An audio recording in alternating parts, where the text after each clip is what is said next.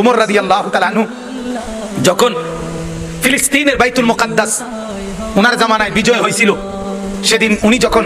চুক্তি স্বাক্ষর করতে মদিনা থেকে ফিলিস্তিন বাইতুল মুকাদ্দাস আসছিলেন, তখন ওইখানের লোকেরা এবং মুসলিম এবং আপনার খ্রিস্টান বাহিনী সবাই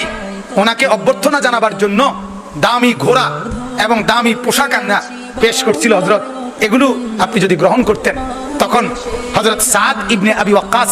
রাদিয়াল্লাহু তাআলা আনহু তিনি সামনে ছিলেন, মানে সেনাপতি ছিলেন ওইখানে। উনি এই কথাটা বলতে দেরি,